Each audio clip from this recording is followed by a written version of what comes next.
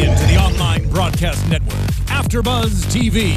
Over 20 million weekly downloads in over 150 countries, and your #1 source for after-show entertainment.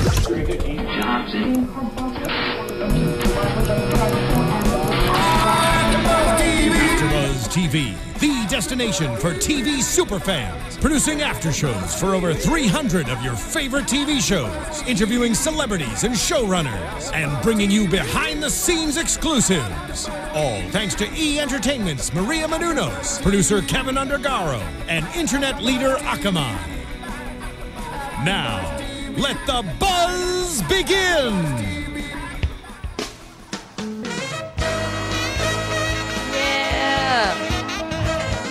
Hey guys, welcome back to another episode of the AfterBuzz show of SNL. I'm your host, Kelly McInerney, but don't worry, I'm not by myself this time. We have Roya, who's sick, powering through on the phone. Hey Roya, you there? Ew, what up? Hey. Sorry I can't be there. No, it's cool. Feel better. Thank you. But speaking of cold, let's talk about the cold opening. Nice. I like it. I like what you just did there. Yeah. Well, the host is Bill Hader, but we'll get into that in a second. But did you get a chance to see the cold opening? I did, and I don't know if my DVR was trying to tell me something by not recording the cold open for me.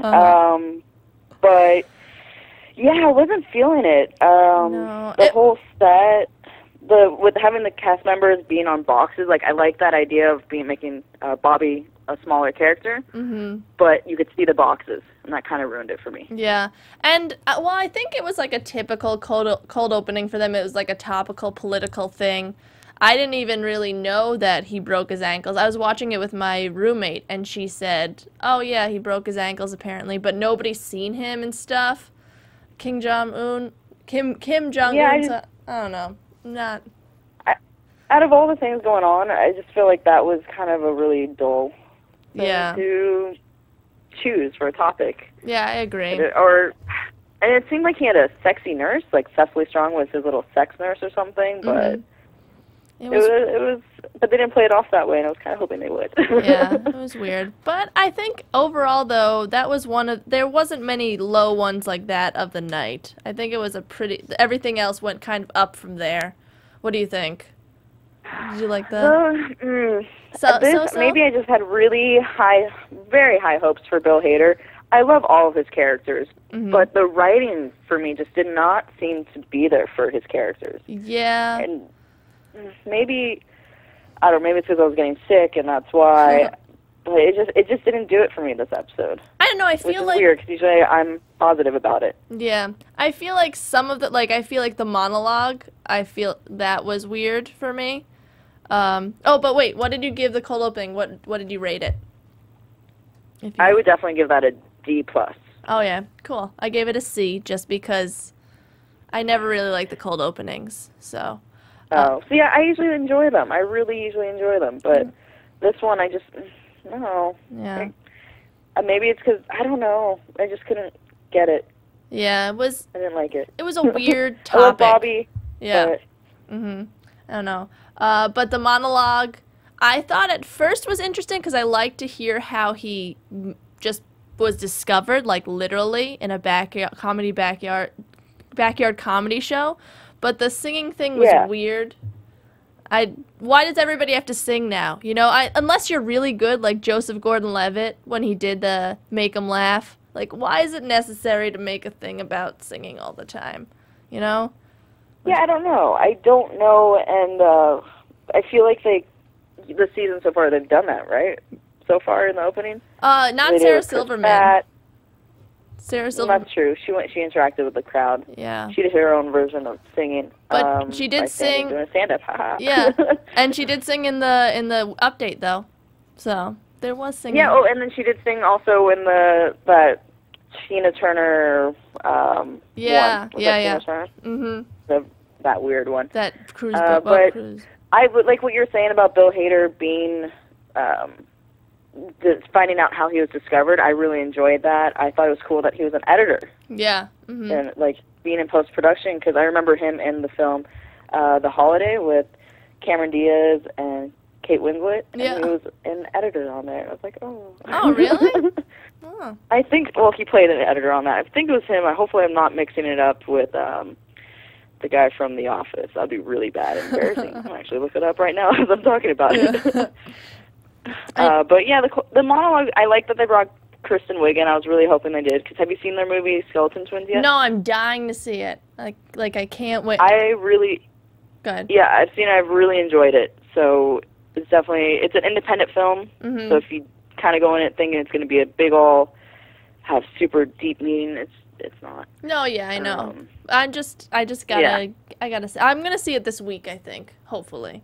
But everybody's been saying it's been pretty good. But yeah, Harvey Fierstein came out too. That was kind of cool. I feel like he's slowly losing his voice with age, because he keeps getting more and more raspy. I don't know. Maybe that's just me. But yeah. I don't know. What did you think of the monologue? What did you rate it? What do you think? I gave it a B minus. Yeah, I did B minus too. Meh. It was, I don't know. And I just looked up the thing about the holiday. I was really wrong. It was John Kranskin. Oh, yeah. He was My bad. That's all right. He was an editor in Knocked Up, though, I think. So you might be thinking of that. So he's done something cool. Yeah. I'm not completely crazy. Yeah. He was, yeah. Close.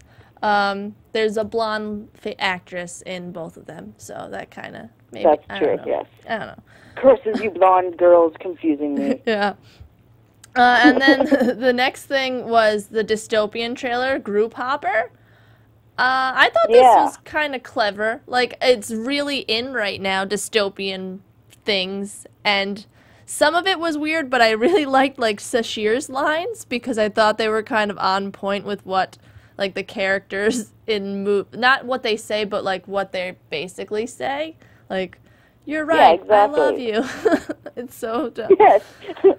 I'm a virgin, I'm pregnant with your child. Yeah. And how they don't... Go ahead. Mm-hmm. And Sashir and Pete were their chemistry was good on that. Yeah. With those stupid, cheesy lines. Yeah. So much Pete this episode, too. It was great. A lot. Yeah. But it was really... I liked how it, like, didn't make much sense, either. But... I'm guessing when you watch, like, trailers to the Hunger Games and stuff and you haven't read the books, I'm sure that's what they look like, you know? It was really funny. Yeah. And I liked how Kyle Mooney, his character, but in a lot of the scenes, he would always be throwing a bag at Pete. Yeah. Like, no, you have to do it. Yeah. And the tattoo. So good. Yeah. No, it says the hero. There's a lot of effort to it. Yeah. And the goat. Yeah. It was really clever. So I thought that was pretty good. And Bill Hader as, like, an Effie trinket, but the president or the queen or the king. So funny. Yeah. Yeah. Yeah, that was definitely clever. I definitely gave that an A. The digital shorts have been really great. Obviously it's only been 3 episodes, but so far this season, A's for me. Mm-hmm. I gave it a B+, but... Yeah, I liked it. Do you think they're going to do trailers for pretty much every episode now? I don't know. Did they do a trailer last episode? I'm trying to remember. I don't know. Was there one? That's a good question. Why can I not remember? Yeah. Well, you're sick. They did one with Chris. Yeah, that was Guardians of the Galaxy, right? This. Yeah. Sarah Silverman, I don't think did it. Did she? I don't know. No, but she did my December thing with Kyle and Beck Bennett. Yeah. Mm-hmm. But I think I think they like adding things like that, and it works, you know. Especially because if it's like on point, like, there's so much dystopian stuff out right now, and it's just really, it was really good. And the production crew is really good too for the digital shorts. Yeah, like the director and the editing and. And actually, there were 2 digital this one and then the later one, SoCal, Inside SoCal. So that was kind of cool. Yeah, that one we'll get to. That's an interesting one. Yeah.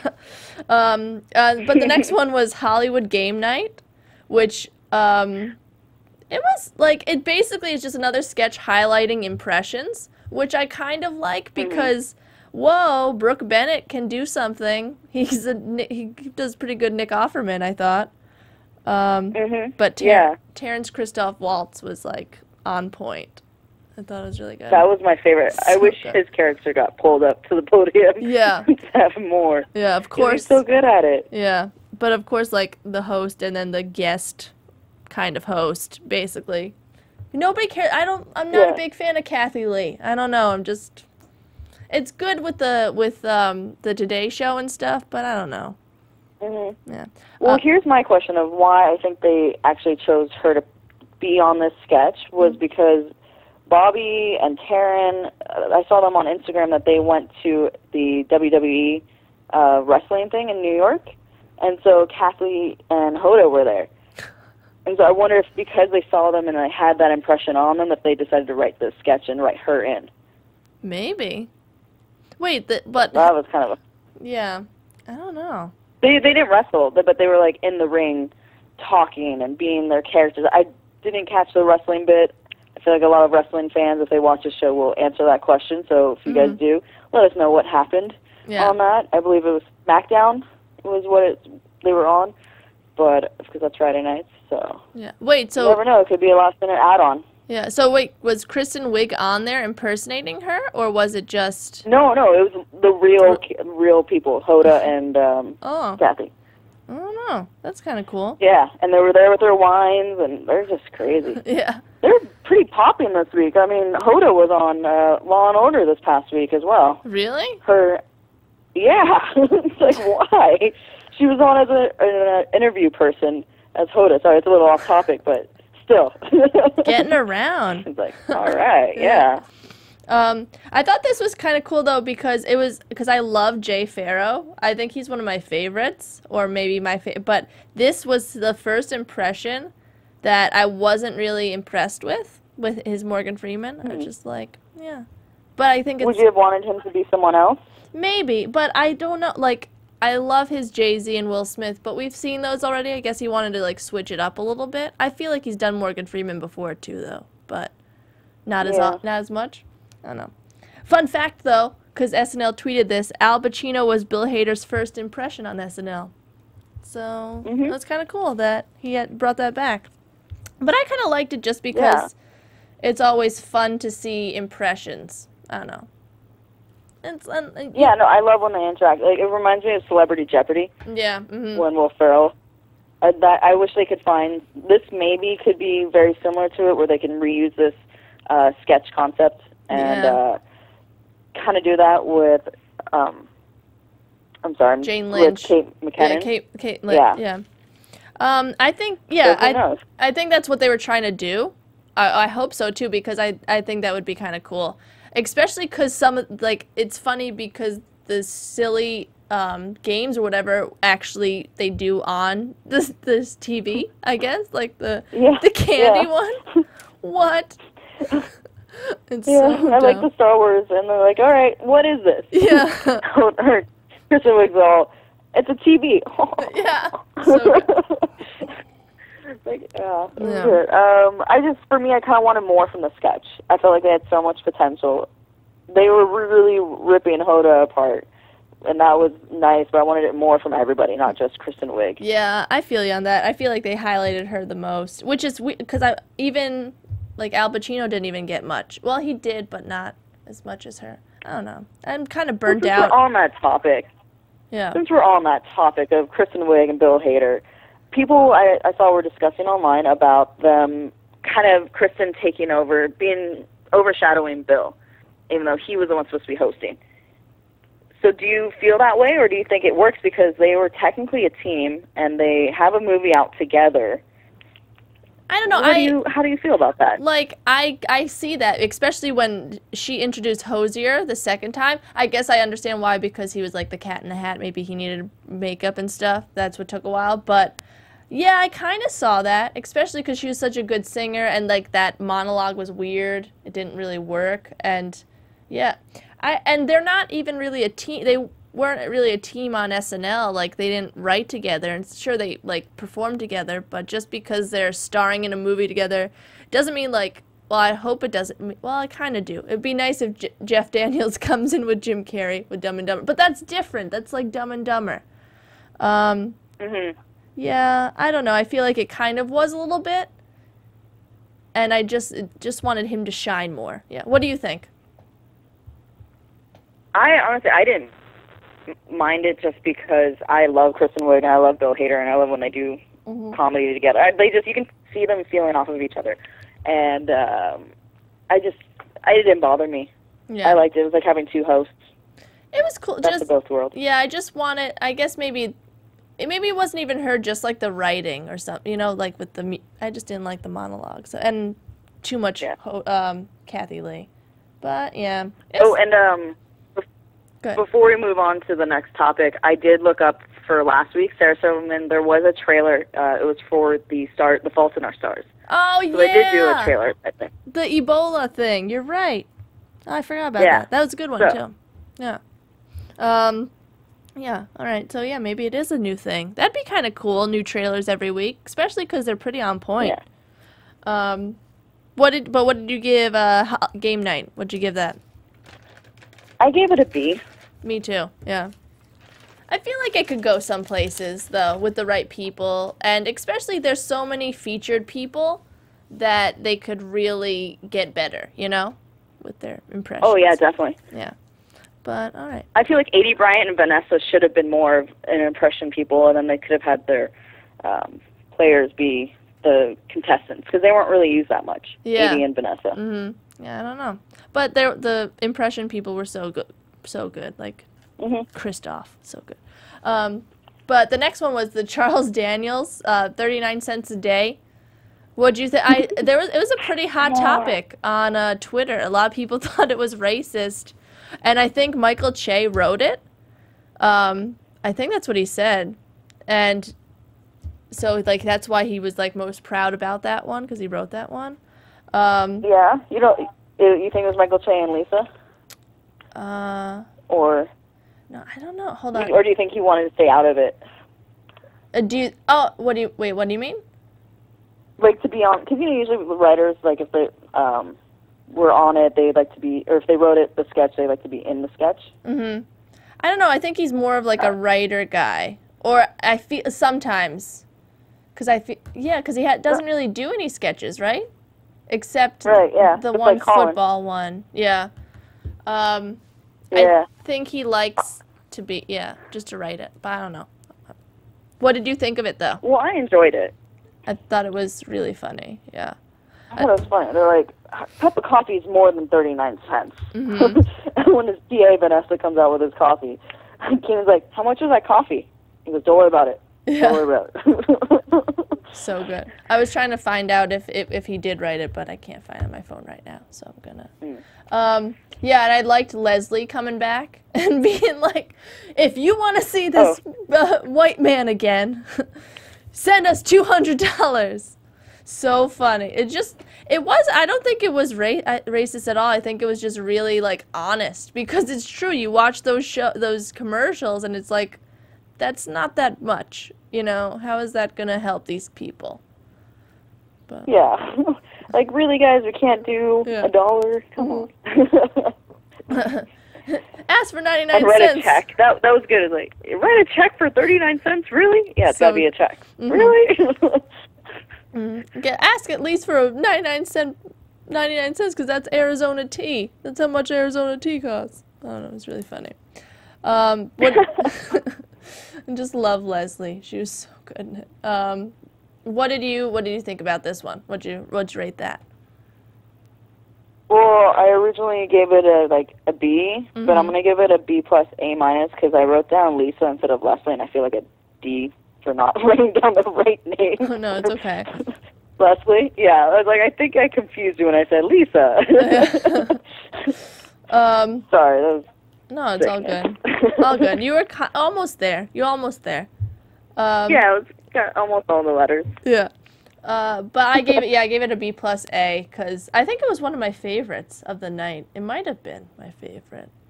Yeah, I think so. Yeah, it was up there for sure. Yeah, just because it was clever. I just love clever things like that. Yeah. Yeah. But then to bring it down to a different tone, which I thought was really nice, they did a little tribute to Jan Hooks, who died this past week, only 57 years old. We don't even really know what she died from, right? It was just an illness, they said. Right? I can't find out what. It's really sad because I think she was one of the start of the early 90s, which was like the start of like all the women, not all of them, but that's when women started to become more and more influential. Aside from the original Not Ready for Primetime Players cast, like the 80s didn't have really anybody. And she was great with Hillary Clinton and everything, and the sisters, the singing sisters. Oh my gosh. But the tribute was interesting. It was they also used that tribute when Phil Hartman passed. And it's called Love is a Dream. Tom Schiller, who actually was one of the original SNL writers, wrote it, and he used to always do these little not funny videos, but just like sweet videos. And it's just the two of them singing. I don't really know. I mean, I guess it was cute and sweet. It was a totally different tone from SNL, which I guess was good for a tribute, you know? Like, you don't want it, I guess you don't want it to be like a bunch of, it's more original than to have a bunch of montages of her being funny, right? I don't know. Yeah, definitely. Yeah. I mean, compared to how they did a tribute for Joan Rivers last week with Sarah Silverman. Yeah. It seemed like they might have learned from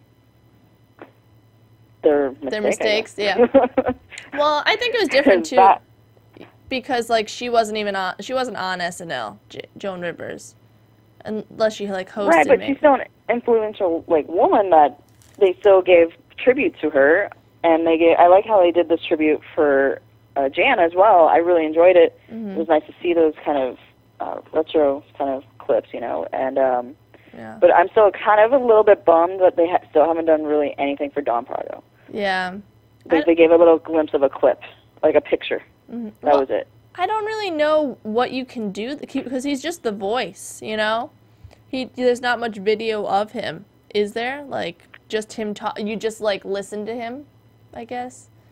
He wasn't like a... Yeah, but I'm sure there's some behind the scenes of him doing stuff. Yeah. I don't know. But I thought it was really... I didn't really... I mean, I'm not, like, ticked off or anything. I'm just a little bummed. At least... For Dawn, it was still a great tribute for Jan. Yeah. Sorry, I don't mean to confuse things. No, it's good. But I'm saying at least Daryl Hammond is kind of improving with his intros. Just as like a side note, but about Don, I think he's never gonna be Don, but he'll be there. He'll be good. That's true. I don't know. Or maybe we're just getting used to him. Yeah, it's true. We're forgiving it. Yeah, we're forgiving it. Yeah. I didn't grade the Jan Hooks tribute because I feel like it wasn't a part, you know? I don't really want to be like, you know, B. Yeah, I feel like if you graded it, you're kind of a dick. Yeah. It's like it's not meant to be graded. It's a tribute, you know. Not calling you a dick. I'm just saying. Yeah. People. Yeah. Unless, like, when it originally released, like, then maybe, like, it was...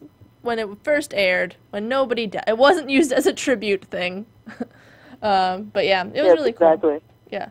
And then Hozier came up. Honestly, I didn't know who he was until he sang that song. And I was like, oh, that Take Me to Church song.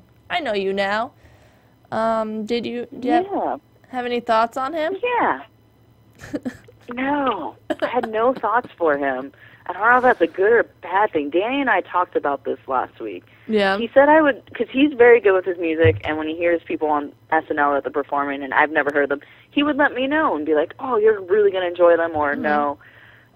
He was a little iffy if I was going to enjoy Hozier. Yeah. I can't even say the name. I don't know. That's how I'm not sure. Yeah. He was... so, he seemed like he'd be cool. I was kind of bored. Yeah, there wasn't much, and I understand it's just him and his guitar, but, like, look alive, man. Look, you're going to church, I mean, you gotta wake up. You know, Jesus doesn't like you sleeping on, I don't know what I'm saying. But, like... Yes, exactly. I don't know. I did like the second song a little bit, though. It was a more upbeat, you know. I would like to hear that on the radio instead of the Take Me to Church when I'm going home and half asleep already. That's when I usually hear that Take Me to Church song. And that's probably why I don't like it that much, because I'm always tired when I hear it. But the second part, second song was better. On our YouTube comments for last week, Ashton McCall had a prediction, and one of his predictions was that I will probably not like this guy. So, Ashton, you're pretty much on top of that. Yeah. You know me so well so far. It's not that I didn't like him, it's just that he's easily forgettable, you know? I'm just not going to remember this performance ever. I did like the stage setup. Yeah. I don't know. It was pretty cool. They had, like, chairs upside down. I don't know if that had to be on purpose. Everything's on purpose. Yeah. I didn't even notice that, actually. It was just unique-ish. Yeah. It's all right. Well, it lives. And then Update came, and man, like, literally the past, like, 6 years or something, I've not been looking forward to Update because I'm not a big Seth Meyers fan. Now I love Update so much. I just love Colin Jost and Michael Che together. Yeah, they're great. They're definitely, so now when I hear the music, I'm like, all right, cool. I'm excited. Let's see what they can do. Yeah. Oh. So many funny jokes, too. Like, they started off with the teenagers joke about the Nobel Peace Prize. That's, like, one of my favorite ones. Nobel Peace Prize, a teenager in India was given a Nobel Peace Prize, proving that she can change the world when American teenagers literally can't even. I didn't say it right, but it was really good. You got to listen to Colin Jost say it. It was pretty good. Yeah. I feel like they have good chemistry together, and I really I really enjoy them together. It makes me kind of wonder if maybe Cecily and him maybe they just didn't get along, or Cecily wasn't comfortable. I don't know. Yeah. I think she just wants to perform more, and I think it's just a lot of writing, too. I don't think well, maybe not, because I don't think Amy Poehler wrote much Weekend Update. But I think it's a different atmosphere. She's more of like I just want to perform. And yeah, these guys are straight up writers. You could tell, like, that's what Michael Che was the writer on Daily Show, or the correspondent. Same thing, kind of.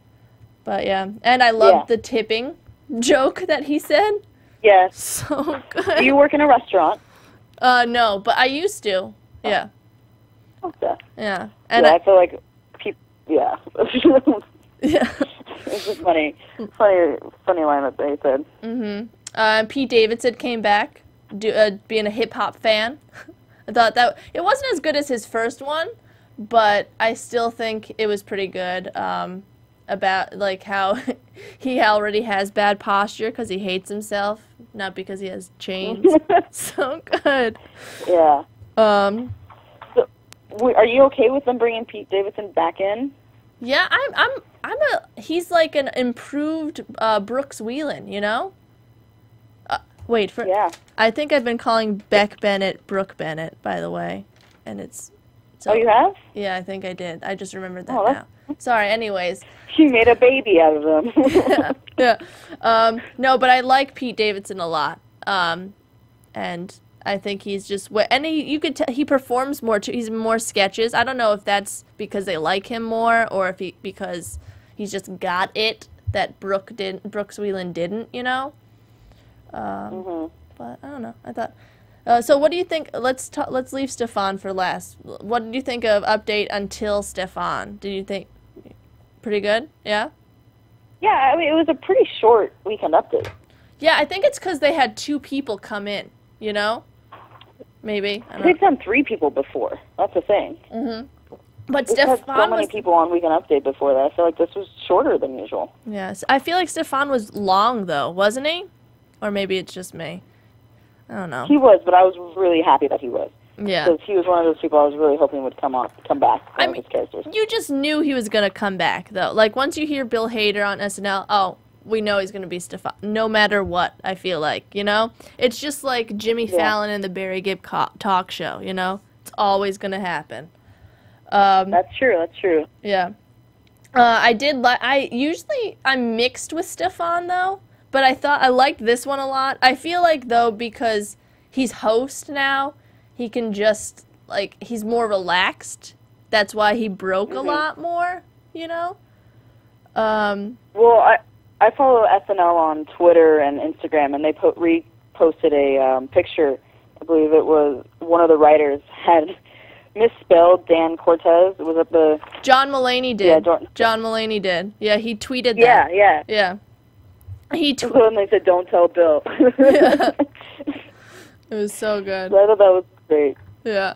It was really funny, though. You know, typical Stefan. But I thought this one was, like, way better. Wait, did I miss something? Yeah, I missed... Hold on. The very first sketch? Yeah, I did. Yeah. I was waiting until, but yeah. It's okay. I just realized that now, too, when we're talking about his characters. Yeah. I didn't write that down. I don't know why. I did new notes. That's why. Oopsies. But, yeah, so what did you think of Update, first of all? Did you rate it? What do you think? It's definitely improving so much for me. I'm actually really excited for next time, from every episode now. I gave it probably a B-. Yeah, I gave it an A, because I'm just, like, so... It's just, like, I'm just so happy about it now. I haven't been this happy about Update since, like, Tina and Amy. I'm just really, really happy about it. A for happiness. Yeah. Yay. Yeah. But, yeah, let's go back to the first sketch, because I missed that. Whoopsies. Sorry, guys. The Herb sketch, which, like, I thought this was one of the better Herb sketches that I've seen for some reason. Just the lines that he said. Yeah. What was the one line that he said to, oh, I know you're, like, shaved down there or something? What did he say? Oh, yeah. I know you're shaved down there. Yeah. And then I liked when he says, "Why didn't your wife take your last name?" Yeah. That was one of his comebacks. So funny. Yeah, that character, I love that character. It's the same setup every time, but I love it. Knowing what's coming, I still love it. Yeah. And Pete Davidson again there. It's just a Pete Davidson episode, man. But yeah, it was pretty good. Taron Killam did the Jason Sudeikis role, which wasn't, you know, not a big change. No, he was filling in for him. He even said at the top of it, like, and I'm filling in for da-da-da-da-da. I didn't even notice that. Good job. Nice. Yeah. I might butcher people's names, but I remember those. Good-o. Makes no sense. What did you think of that one? I wrote down an A, but then I scribbled it and put a B. So that's weird. I'm going to make it a B+. Okay. I think I gave it a B-ish. B+, B+B, one of those. It was pretty good. Yeah. I laughed a lot. Yeah, I've seen better, I feel like. For Herb. I don't know. I feel like Herb was good. I can't remember a really good one like this. I just like the one-liners, I guess. That's why. They were just I think what I really like is when he beats the when he was a cast member and he would actually hit the host as the guest in the face with the microphone. I think that's what I really enjoy the most. So when it was just him, and obviously he's a host, can't hit himself, but I get a kick out of that. So maybe that's why I think the other ones are better. And a little side note, this is another time that Bill speaks Spanish. Oh, yeah. To Cecily. And then he says it again on Weekend Update. Yeah. When oh, Bill. Well, we know he speaks, like, Italian-ish, too, with Vinny. Hey. Who wasn't this episode. Well, that's okay. But then there was another character that was brought back, Puppet Class, Anthony Peter Coleman, Private First Class. I forgot about him. Like, he's got so many people. It was okay. I feel like this is one of the thing. Yeah, this is one of the characters you don't need to bring back. Just make a new one. You know, you're a host. I really like this one. I don't know. I feel but like... again, they were bringing back Bill's characters that were more side characters for the host.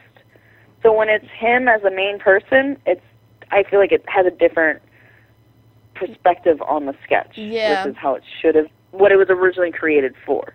Yeah, that's a good way to look at it. Yeah, you're kind of right, because Herb's interviewing, and he was usually, like, taunting the host. Yeah.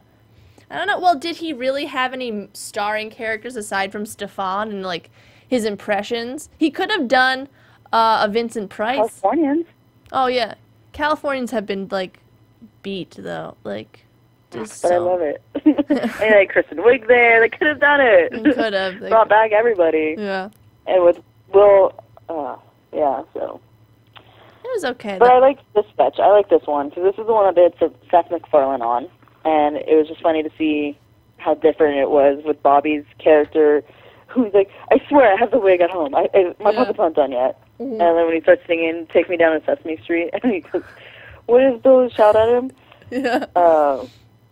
How to stop the nightmares. Yeah. Can you tell me how to stop the nightmares? I like the Jacqueline. That was my undercover name or something. Yeah. Yes. Speaks French, yeah. Oh my god. So good. And then he goes, "Here's a joke." God. Yeah, this was a very dark written sketch, and I really enjoyed that. Yeah. It was funny. I'm not a dark, evil person, I swear. I just like to laugh at it. Mm-hmm. Me too, yeah. What did you think of the sketch? What would you rate it as? I give it a B+. Okay. I gave it a BB+. That's what I did. Yeah, B arrow B+. That's what I put. One of the things that you even mentioned it, I believe, on the first episode with Chris, that they don't know how to end sketches. Mm-hmm. Yeah. And there was a couple of them that they didn't really know how to end them properly. But this one, it kind of worked. The sudden, okay, let's just end it. Mm-hmm. Yeah, I don't know. I don't know. This one, and then, like, I feel like the Cat in the Hat kind of was like, just leave. Which is like, that's not, I know it's not improv, but it's kind of improv in that you're not supposed to leave the scene. It's a sketch, but still, it's like weird. Just be like, get out of here. I don't know. Yeah, they need to work on it's like so good, the writing, but then some of it is like, who's writing this? You know? Doesn't make sense. Do you feel like Lorne Michaels is having a huge influence on, like, making sure they don't cross the line? Obviously, he does have a huge influence. Mm-hmm. But do you think he's taking more control on it this year since it's the Big 40? Maybe, but I feel like they're so in certain ways, because now they're just like, race, we could talk about that. So look, we've got Michael Che as a side anchor. We got this, you know? Yeah. That's what they're like. They're totally like, we're going to open this can of worms up now because we can. We've got 4 of them now.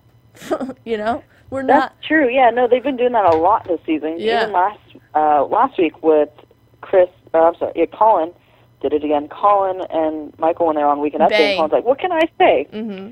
What can I say? Can I say this? Like, YOLO. Yeah. It was kind of, and Cray, yeah, that's what you're saying, it's Cray. Yeah, so it's kind of interesting that they keep saying that in every episode. It's like, guys, we get it. We get it. You're trying to be the good kid. Yeah, it's refreshing. Sketches. It's refreshing to a certain extent. Like, now I'm glad that they could do these jokes, but also, like, let's not get ahead of ourselves, guys. Like, save it. So it'll be like a treat, you know? Yeah. That's what I think about it. But, yeah, and the next sketch was another, what is it? Digital short, Inside SoCal. The Good Neighbors, Kyle and Beck Bennett's little videos that they do. Yeah. I liked the acting of it, because I totally feel like there's dudes that in SoCal act like that. But, I don't know. Yeah, I'm from San Diego, and there's a lot of guys that actually do talk like that and act like that. Yeah. I love the San Diego pride, though. That's the reason why I really like this sketch. Go Padres. Yeah, I know they are not very good, but still, I love them. Yeah, but I had to watch it 2 times to actually really enjoy it. First time I was like, what is this? Second time, okay. Yeah, I like it. It's not bad. You know, I think it's one of the better ones that they did. Because I'm not a big fan of their sketches and stuff, but this one I enjoyed a little bit, you know? Just like the little things that they did. I don't know. Nothing big, but it was something. What'd you think of it? What'd you rate it?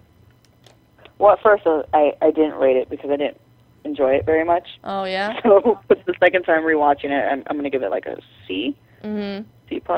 Yeah, I gave it a B-, just because I was impressed, because I'm usually not with that stuff. And then Hozier came on again. we talked about him. Dr. Seuss, the Cat in the Hat. That was interesting. It's a silly. I would have to say that's probably one of my favorite ones. Yeah? Of tonight, yeah. Because I love Dr. Seuss, and if they can sexify him, that's great. I thought it was... He's getting some. The Cat in the Hat's getting some. Yeah. Some tail. I thought it was really funny, the twist with it. I just really wish that they kind of just ended it better, like I said earlier. I did like Jonathan.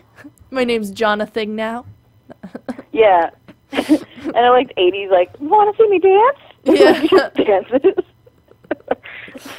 It was cute, and I want to be that for Halloween. Can I be that for Halloween? Can I be Cat in the Hat just like that? Do it. Why not? It's kind of creepy though, a little bit. I feel like the faces are so creepy looking. I don't know, but why not? That's what Halloween's about. That's awesome. Yeah. What'd you rate this one? Well, the set design was great. I thought that really added to the element. You believed that it was a Dr. Seuss kind of story. Mm-hmm. So I gave it an A. I even knew it was going to be Cat in the Hat before the Cat in the Hat walked in, because you know the story of it's raining out, you know. It's the Cat in the Hat, he's coming. He could have been thing 1 or thing 2, and it could have been an awkward brotherly love type of fight. Yeah. Could have. But you just knew. I don't know. I think I did. I gave it a B, because it was pretty good, but it wasn't like... You gave it a B because you knew? No. That's why? No. No, just kidding. It's just because it could have been funnier. I don't know. It was pretty good, but it wasn't 39 cents. It wasn't, you know, I liked that one better. But yeah, that's all. For some of the placements of the sketches, do you think that they're in the right order at all? I don't know, it's weird. I feel like a lot of times the last sketch of the night is always the funniest sometimes. Well, not sometimes, but like I remember when Peter Sarsgaard hosted, the last sketch was the Peter Sarsgaard, and it was the funniest sketch I've ever, not I've ever seen, but like in a while.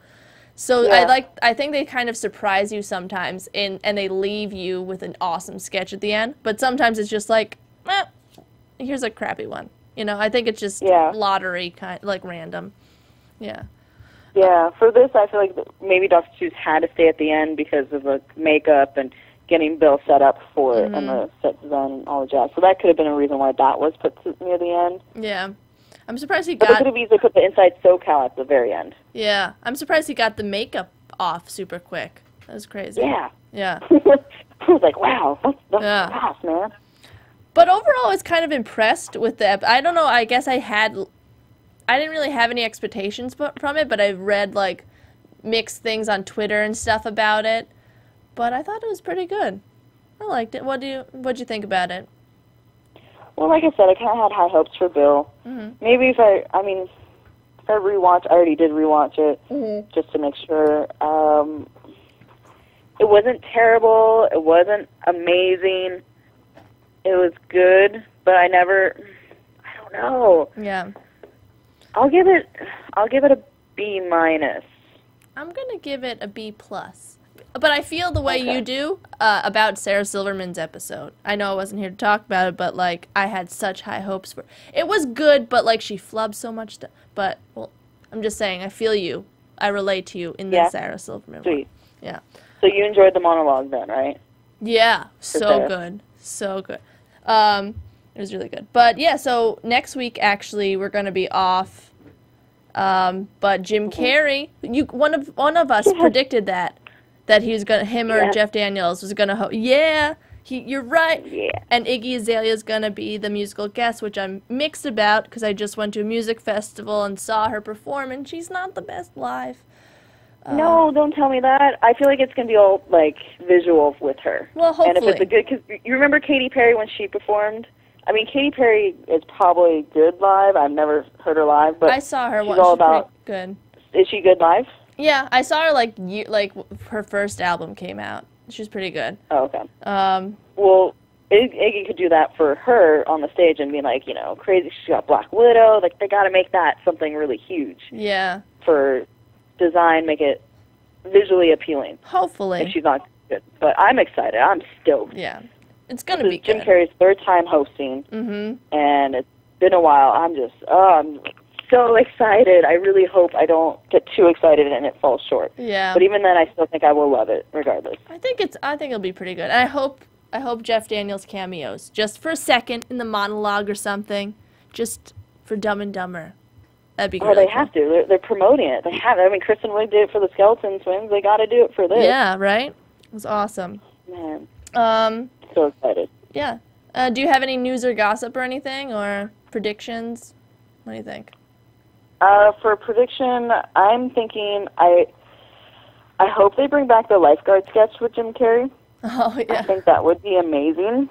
I don't know if they can, but either that one or Night at the Roxbury, kind of something like that. I was thinking of Roxbury, but how would they? Because they're not on Maybe it anymore. Will Ferrell will show up, or Chris Kattan might show up. That'd be really If cool. Jim Carrey calls you and says, hey, you want, well, unless you're Will Ferrell, because Will Ferrell can do whatever he wants. Yeah. But if, calls you and be like, hey, come on up just for a fun little sketch on SNL, I'm sure that they'd do it.